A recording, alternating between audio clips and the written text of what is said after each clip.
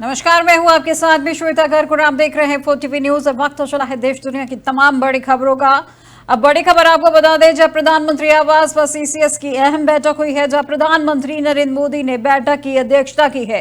वहीं ऑपरेशन सिंदूर के बाद देश की सुरक्षा की स्थिति को लेकर बैठक की गई, जो आगे की रणनीति पर भी चर्चा की गई है। दरअसल दिल्ली स्थित प्रधानमंत्री आवास पर सुरक्षा मामलों की कैबिनेट समिति यानी सीसीएस की अहम बैठक हुई है, जहां पर बैठक की अध्यक्षता प्रधानमंत्री नरेंद्र मोदी ने की है। और इसमें गृह मंत्री अमित शाह, विदेश मंत्री एस जयशंकर और वित्त मंत्री निर्मला सीतारमण भी मौजूद रहे। जब बैठक में हालिया ऑपरेशन सिंदूर के बाद देश की सुरक्षा स्थिति, अंतर्राष्ट्रीय प्रतिक्रिया और आगे की रणनीति पर चर्चा की गई है, जहां सैन्य और खुफिया एजेंसियों के बीच वरिष्ठ अधिकारी भी बैठक में भाग लिए हैं। इस वक्त की बड़ी खबर आपको बताई जा रही है, जहां पर आपको बता दें कि आप ऑपरेशन सिंदूर के बाद एक प्रधानमंत्री आवास पर सीसीएस की एक अहम बैठक हुई है। और इस खबर पर ज्यादा जानकारी के लिए हमारे साथ हमारे news editor Sanjay Singh line पर जुड़ चुके हैं। तो जिस तरीके से ऑपरेशन सिंदूर के तहत एक सीसीएस की बैठक की गई है, उसके संबंध में क्या कुछ जानकारी मिल पा रही है? आखिर किस तरीके की इस बैठक में चर्चा की गई है?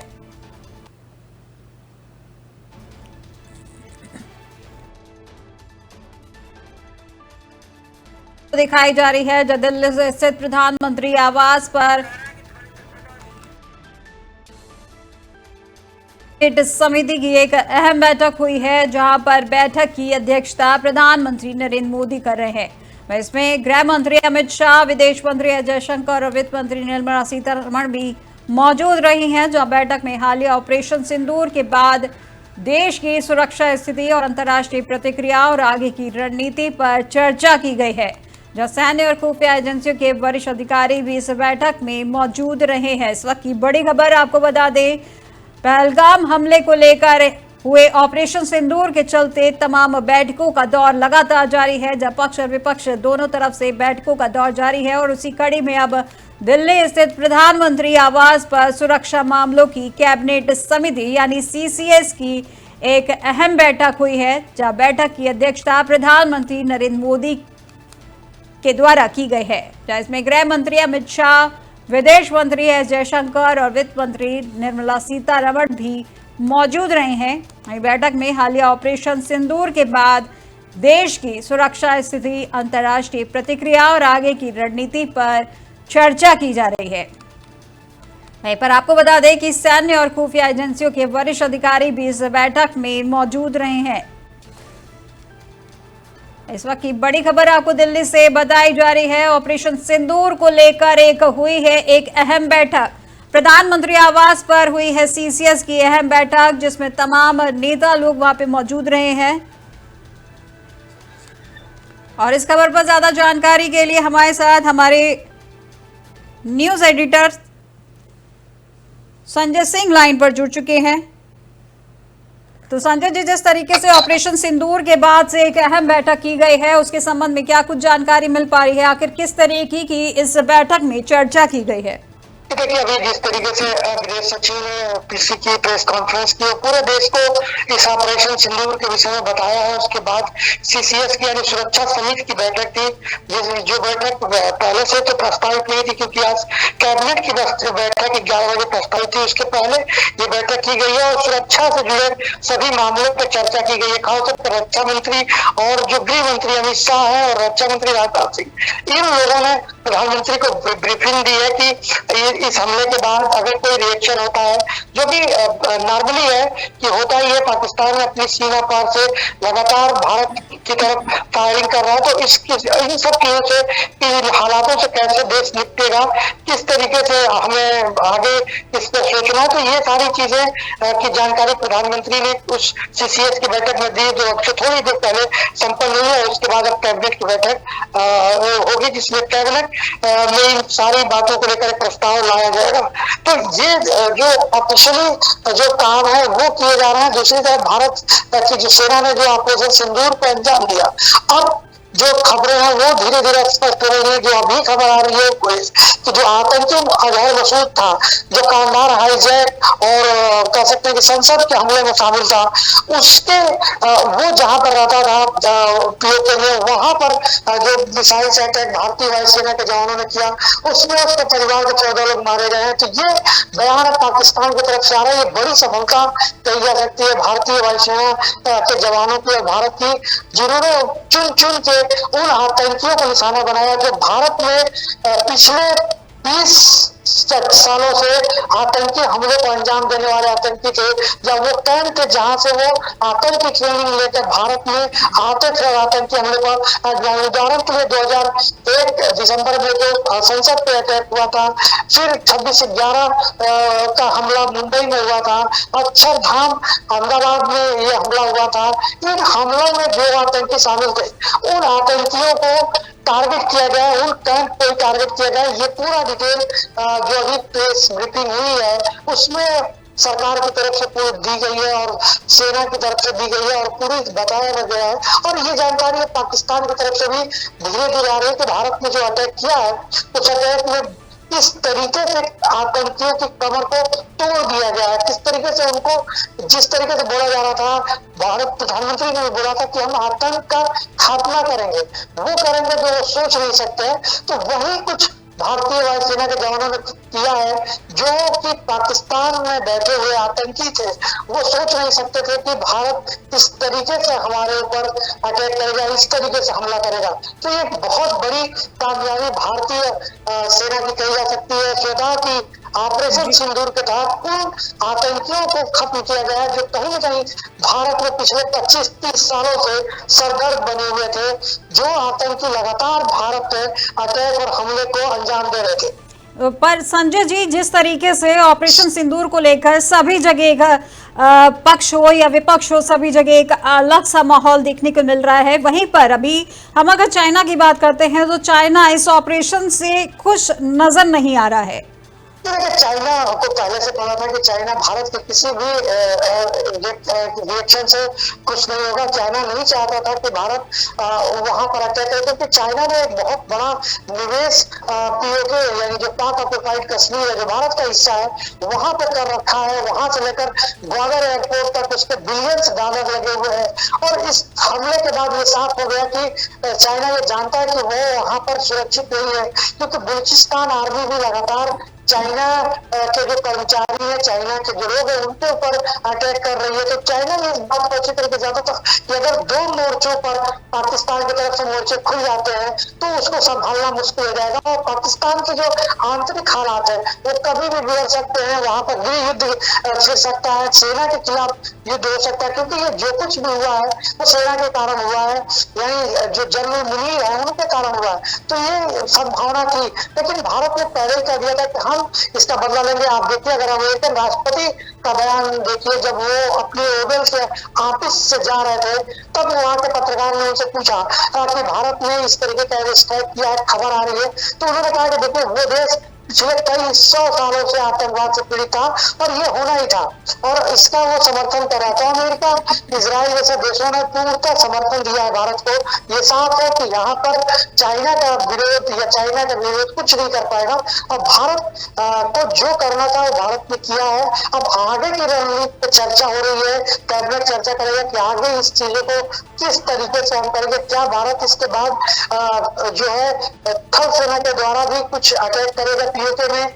क्या पीओके को लेकर जो भारत की रणनीति है ये सिर्फ इतनी ही थी और स्ट्राइक तक, या आगे भी एक बड़ा लक्ष्य है जिसको हम टारगेट करेंगे? तो ये बहुत से सवाल है जो बाहर नहीं आएंगे, लेकिन कहीं ना कहीं भारत उस पर भी काम करेगा।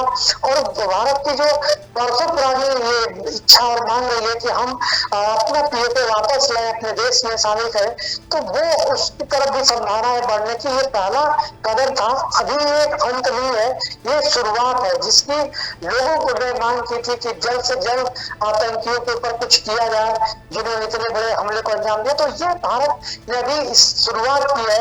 आने वाले समय में आप देखेंगे कि और भी बड़े कदम भारत उठा सकता है। जी, मतलब ये है कि अभी जिस तरीके से आज ऑपरेशन सिंदूर चलाया गया है, तो वहीं पर अब पाकिस्तान अगर किसी तरीके की कोई इसके विरोध में कोई प्रतिक्रिया सामने आती है, तब भारत अपना अगला कदम रखेगा, अदरवाइज अभी यहीं तक ही सीमित रहा जाएगा?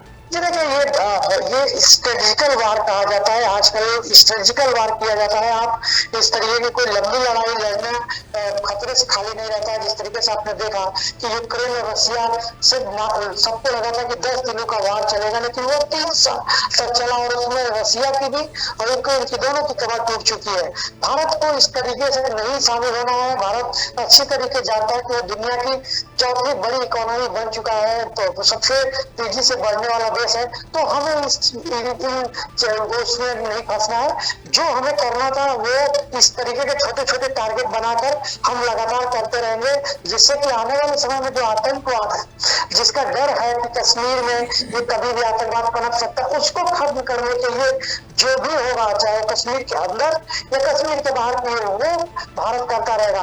तो ये स्ट्रेटेजिकल वार की तैयारी भारत कर रहा है और उसी की तैयारी के तौर पर ये समय लिया गया और उसके बाद ये हमला किया गया। तो ये मुझे लगता है कि इन चीजों की जानकारी कहीं भी लीक होगी कि आगे क्या होगा, लेकिन एक बात साफ है कि भारत अभी अपनी सुरक्षा पर ध्यान देगा कि अगर पाकिस्तान की तरफ से किसी भी तरीके का कोई रिएक्शन दिया जाता है तो उसको किस तरीके से मुंहतोड़ जवाब देना है। और जो जानकारियां आ रही है यही आ रही है कि अभी भी जो भारत के सीमावर्ती जगह है, यानी जो बॉर्डर है, वहां पर लगातार पाकिस्तान की तरफ से फायरिंग की जा रही है और उसका भारत लगातार जवाब दे रहा है। जी, बहुत बहुत शुक्रिया हमारे साथ संजय जी जुड़ने के लिए। तो इतने हमारे न्यूज एडिटर संजय सिंह जिन्होंने बताया कि दिल्ली स्थित प्रधानमंत्री आवास पर सुरक्षा मामलों की कैबिनेट समिति की यानी सीसीएस की एक अहम बैठक हुई है, जिसमें तमाम आगे की रणनीति को लेकर चर्चा की गई है। उसमें कहा गया है कि अभी हाल फिलहाल ऑपरेशन सिंदूर चलाया गया है और उसके बाद भी अगर पाकिस्तान की तरफ से कोई प्रतिक्रिया सामने आती है तो उसके बाद भारत अपना अगला कदम लेगा।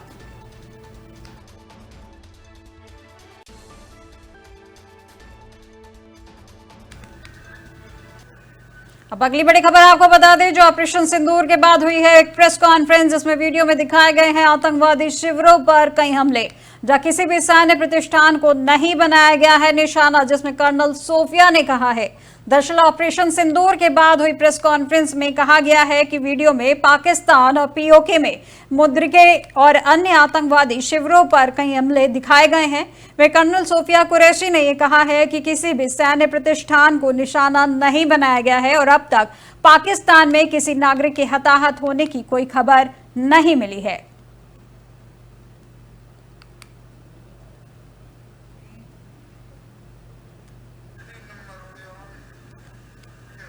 अब एक और बड़ी खबर आपको बता दें, जो ऑपरेशन सिंदूर पर बोले हैं विंग कमांडर भूमिका सिंह, परिवार को न्याय दिलाने के लिए ये ऑपरेशन सिंदूर चलाया गया था, जहां 9 आतंकवादी शिविरों को बनाया गया है निशाना। दरअसल ऑपरेशन सिंदूर पर विंग कमांडर व्योमिका सिंह ने कहा है कि पहलगाम आतंकी हमले के पीड़ितों और उनके परिवारों को न्याय दिलाने के लिए भारतीय सशस्त्र बलों द्वारा ऑपरेशन सिंदूर शुरू किया गया था। 9 आतंकवादी शिविरों को निशाना बनाया गया है और उन्हें सफलतापूर्वक नष्ट कर दिया गया है। वह स्थानों का चयन नागरिक बुनियादी ढांचे को नुकसान से बचाने और किसी भी नागरिक की जान को नुकसान से बचाने के लिए किया गया था।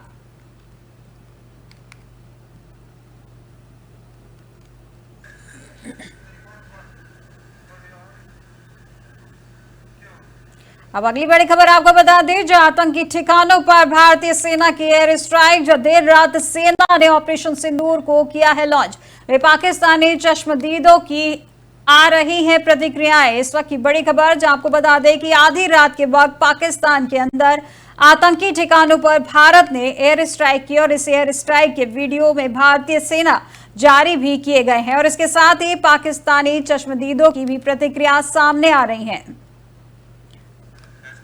खबर आपको बता दें कि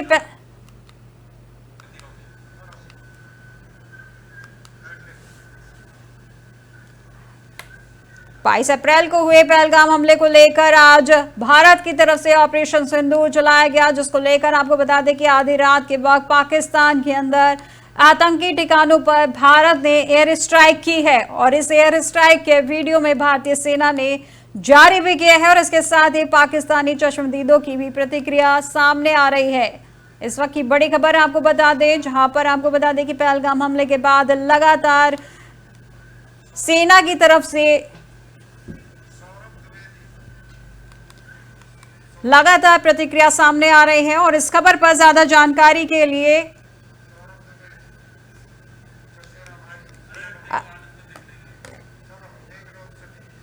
अब हमारे साथ इस पे जुड़ चुके हैं सौरभ द्विवेदी। तो सौरभ, जिस तरीके से आज ऑपरेशन सिंदूर चलाया गया है उसके चलते आप क्या कहना चाहेंगे, क्योंकि आपके आज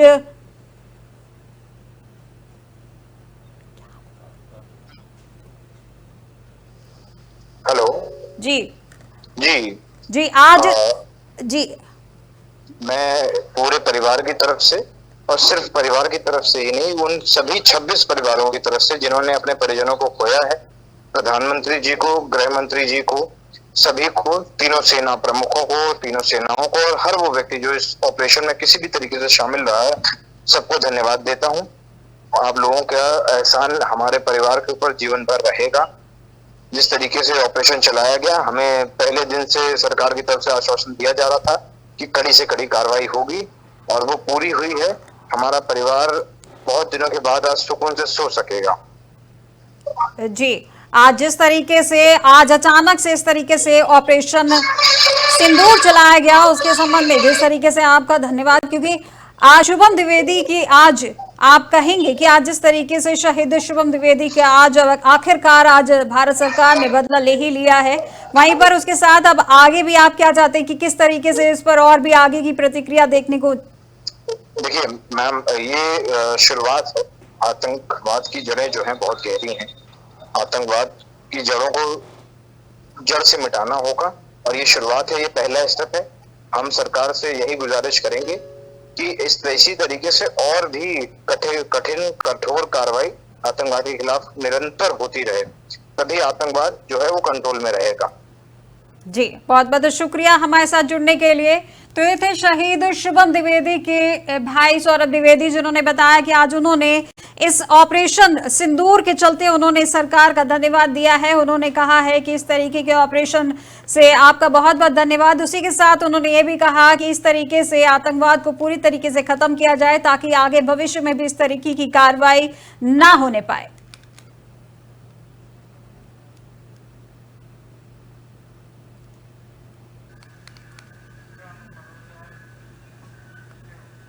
और अब अगली बड़ी खबर आपको बता दें, जो केंद्रीय गृह मंत्री अमित शाह का ट्वीट सामने आया है, जो अपने सशस्त्र बलों पर उन्होंने कहा है गर्व है। वही ऑपरेशन सिंदूर निर्दोष भाइयों की हत्या का जवाब है। दरअसल केंद्रीय गृह मंत्री अमित शाह ने कहा है कि हमें अपने सशस्त्र बलों पर गर्व है। वही ऑपरेशन सिंदूर पहलगाम में हमारे निर्दोष भाइयों की नृशंस हत्या का भारत का जवाब है, जब मोदी सरकार भारत और उसके लोगों पर किसी भी हमले का मुंह तोड़ जवाब देने के लिए प्रतिबद्ध है। वहीं भारत आतंकवाद को जड़ से खत्म करने के लिए दृढ़ता से प्रतिबद्ध है। आपको बता दें कि पहलगाम हमले के बाद आज हुए ऑपरेशन सिंदूर के चलते लगातार लोगों की प्रतिक्रियाएं, नेता राजनेता सभी की प्रतिक्रियाएं देखने को मिल रही हैं, जिस कड़ी में आज केंद्रीय गृह मंत्री अमित शाह ने ट्वीट कर कहा है कि अपने सशस्त्र बलों पर उन्हें गर्व है। ऑपरेशन सिंदूर पहलगाम में हमारे निर्दोष भाइयों की नृशंस हत्या का भारत का जवाब है। मोदी सरकार भारत और उसके लोगों पर किसी भी हमले का मुंह तोड़ जवाब देने के लिए प्रतिबद्ध है। भारत आतंकवाद को जड़ से खत्म करने के लिए दृढ़ता से प्रतिबद्ध है।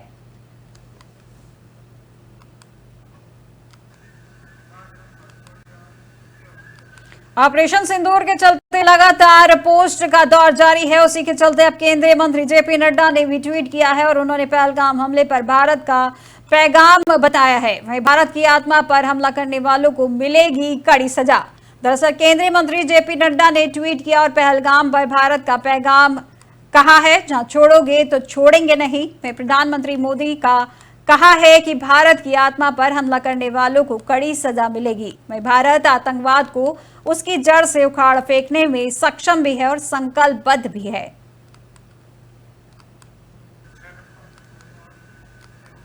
अब ऑपरेशन सिंदूर पर एक और ट्वीट सामने आया है, जब बिहार के सीएम नीतीश कुमार ने ट्वीट किया है और उन्होंने कहा कि आतंकवाद के खिलाफ पूरा देश एकजुट है। आगे उन्होंने कहा कि भारतीय सेना के साहस और पराक्रम पूरे देश को गर्व है। दरअसल बिहार के सीएम नीतीश कुमार ने एक्स पर पोस्ट कर कहा है कि 22 अप्रैल 2025 को जम्मू कश्मीर के पहलगाम में हुए आतंकवादी हमले के जवाब में भारतीय सेना ने ऑपरेशन सिंदूर के तहत पाकिस्तान और पाक अधिकृत कश्मीर में 9 आतंकवादी ठिकानों को निशाना बनाया है। वहीं आतंकवाद के खिलाफ पूरा देश एकजुट है। वहीं भारतीय सेना के साहस और पराक्रम पर पूरे देश को गर्व है। हम सभी को आदरणीय प्रधानमंत्री मोदी के नेतृत्व पर अटूट विश्वास और गर्व है।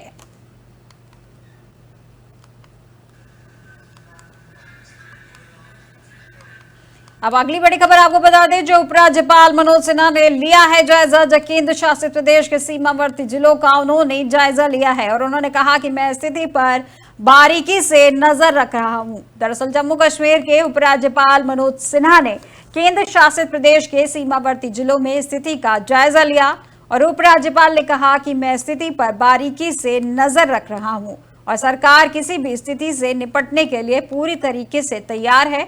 मैंने डीसी को संवेदनशील क्षेत्रों से ग्रामीणों को सुरक्षित स्थानों पर स्थानांतरित करने और भोजन, आवास, चिकित्सा और परिवहन सुनिश्चित करने का निर्देश दिया है। हम हर नागरिक को सुरक्षा सुनिश्चित करेंगे।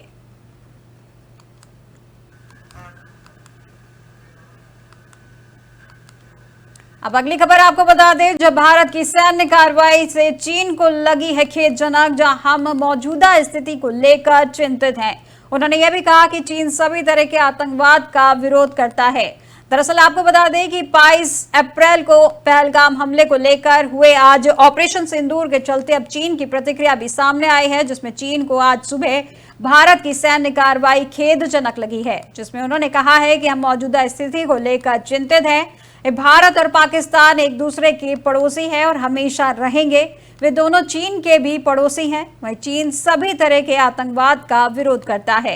हम दोनों पक्षों से शांति और स्थिरता की व्यापक हित में काम करने और शांत रहने, संयम बरतने और ऐसी कार्रवाई करने से बचने का आग्रह करते हैं। भारत और पाकिस्तान के बीच मौजूदा स्थिति पर चीनी विदेश मंत्रालय के प्रवक्ता की भी टिप्पणी की गई है।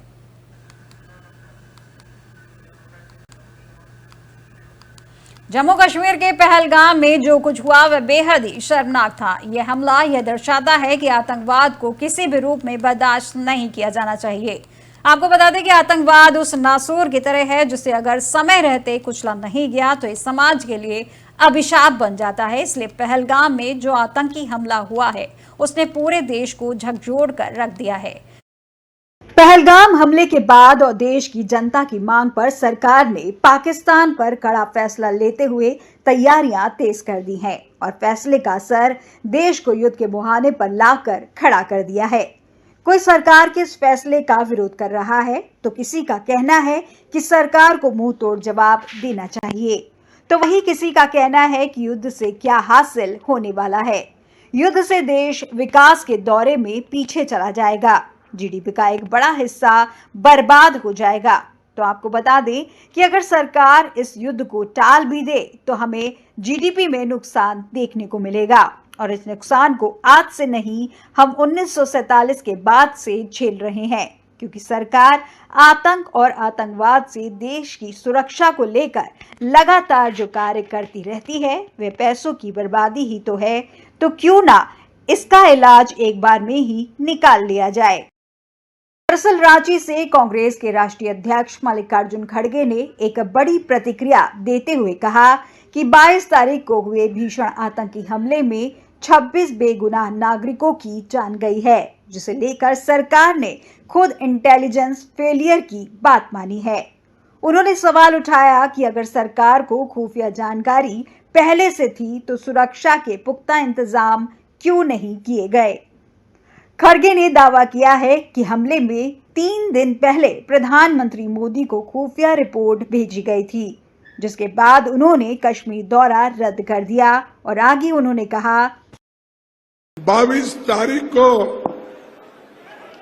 देश में एक बहुत बड़ा भयंकर आतंकवादी हमला हुआ। 26 बेगुनाह लोग मारे। देश दुनिया की तमाम बड़ी खबरों के लिए फिलहाल बस इतना ही और अधिक जानकारी के लिए देखते रहिए 4TV न्यूज। नमस्कार।